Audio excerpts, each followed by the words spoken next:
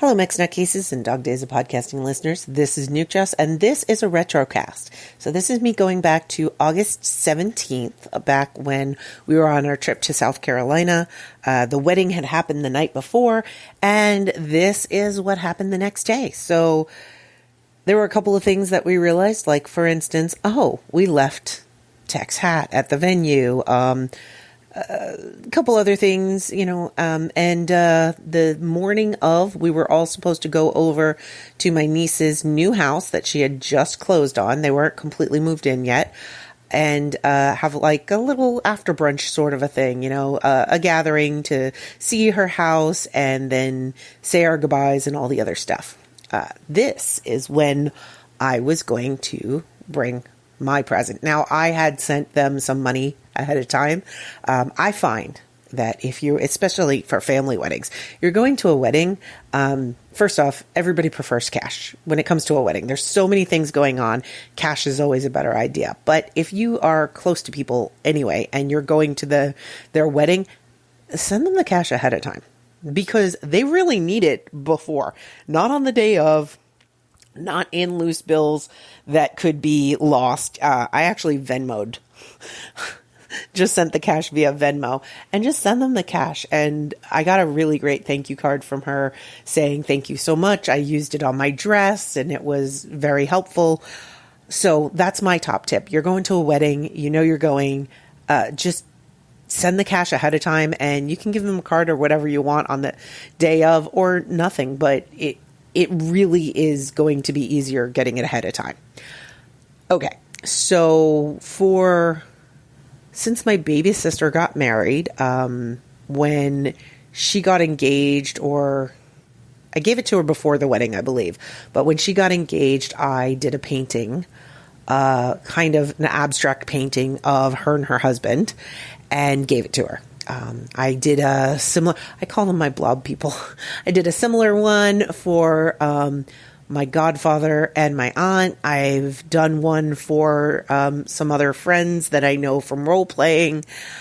It's just one of these styles of things that I do, and a lot of thought goes into it.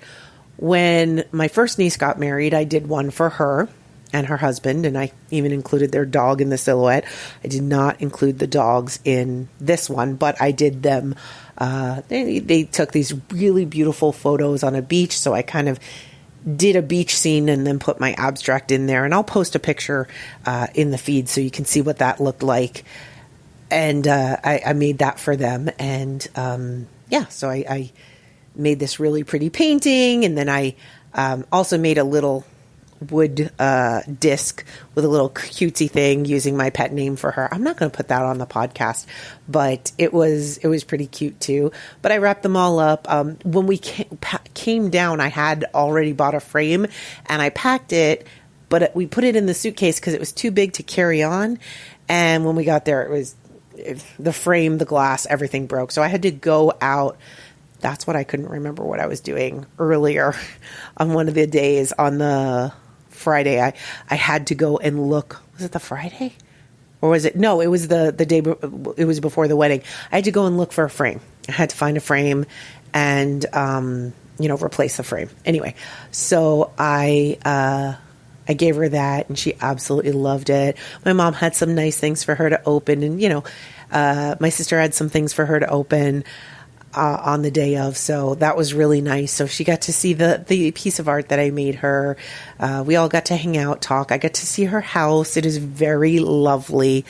And it was just really nice. Everybody getting together, everybody talking. It was a really good one. I gave her, here's my tip for anyone recently married, especially if you are, I'm going to say younger than 40. The first couple of years after you get married, if you're a female, don't ever tell people you're sick, because they're going to jump to conclusions. Whether you're planning to have children or not, people are going to jump to conclusions, and it's too much pressure. So don't ever say you're not feeling well or post about it, because, oh my gosh, that was one of the most annoying things. I had the flu and people are like, are you sure you're not pregnant? It's like, no, I have the flu. And then pneumonia. Like, come on, people. My husband's overseas. This is not happening. Stop it. But, everybody gets so hopeful and yeah. Anyway, so I gave them that advice, and just don't listen to what other people tell you to do. Do your own thing. And she is not somebody that ever listens to what other people tell her to do. She's going to do things her way on her own time. And I'm very happy for her to do that. So then after I dropped Tech off, and then I forget what we had to do. We had to do something. Again, can't remember all the details, but my mom and my sister, we went out and we were doing something, and then we went and got some food. Now, I had never had hush puppies before. I almost had them. Rich the TT were making them, but I had to run and pick somebody up, and by the time I got back, all the hush puppies were gone. He was starting to make them when I left, and by the time I got back, he had made all his batches and they were all gone. So I had never had hush puppies. But when we went to this place, it was a seafood restaurant, they had on the menu jalapeno hush puppies. I said, I've got to try that.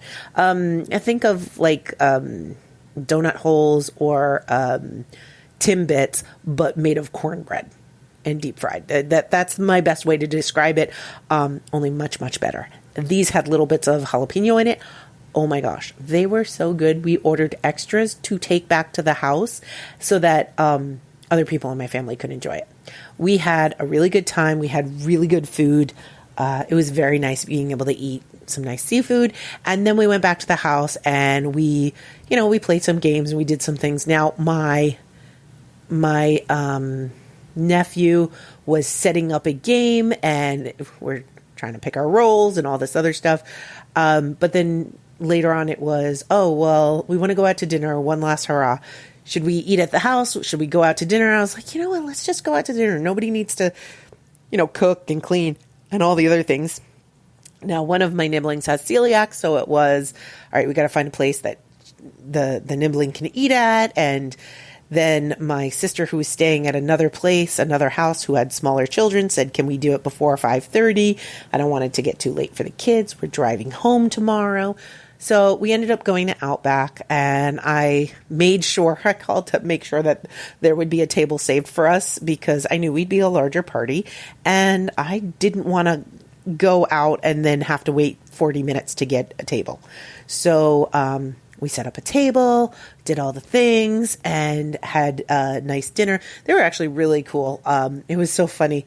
When I had called ahead, and they were like, oh, yeah, no problem. I put it down under our name. We got there, and when I got there, the host, she was so charming, and she was saying to someone, we got there a little early, and she said something like, while we were waiting, she sang something to someone, and she says, yeah, but we got that big table coming in. And I walk up and I'm like, we're that big table. And she was like, oh, I will get you set up. And she's setting us up and everything. Or she's going to set us up and she's something, I forget. And I was like, it's okay. I have faith in you. And she goes, you have faith in me? I'm not sure I have faith in me. I said, well, I've got faith in you. So that should be enough for you to succeed. And then she ended up giving me a hug about it. It was really sweet. So she was great. The waitress we had was really great. She was really sweet. Lots of fun jokes back and forth. And then we went, we had dinner. Everybody came in different cars. Now, before we had left, my sister, the one at the house with her husband and her kids, said, we have to run out. We've got to do something before dinner. I said, okay, no big deal. I took my mom, my other sister, and Tech. And then we met my baby sister and her kids there. Now, my brother, who was staying at the house, his wife and kids, they ended up leaving and heading home because they just wanted to get on the road. So they decided to end up leaving on Sunday instead of on Monday. They just wanted to get home. I was like, okay, no, see you then, whatever. So we had dinner. Everything was good. I will tell you one interesting thing that I had not seen before.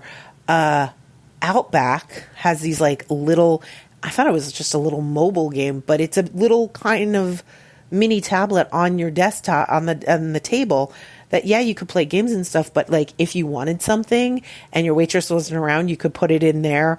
But also once you're ready, you can just pay right through there. And the waitress tells you which number you are. It's like, because we had separate bills. And so number 1, number 2, number 3, that sort of thing. And I was like, oh, that is really neat. So I thought that was pretty cool. Anyway, dinner's wrapping up. Tex says to me, do you mind if we stop at a pharmacy? I need some antacids. I was like, you usually pack your antacids. And he says, yeah, I must have unpacked them or something. I need antacids. I was like, okay.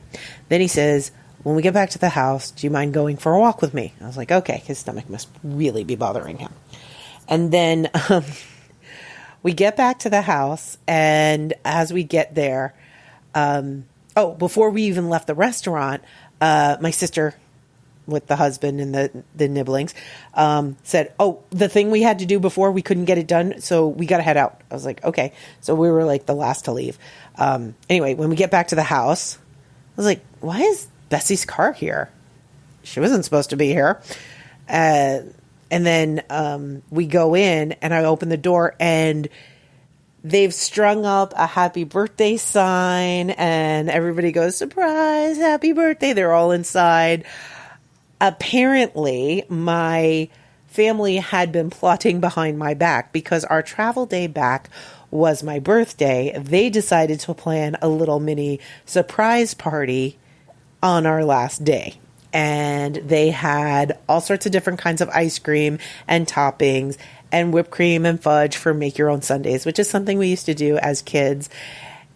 And they were so sneaky. Well, as it turns out, Tech did not have an upset stomach. He did not need to go for a walk. He just was trying to create a stalling for time. We stopped at the pharmacy on the way home so that we could stall for time.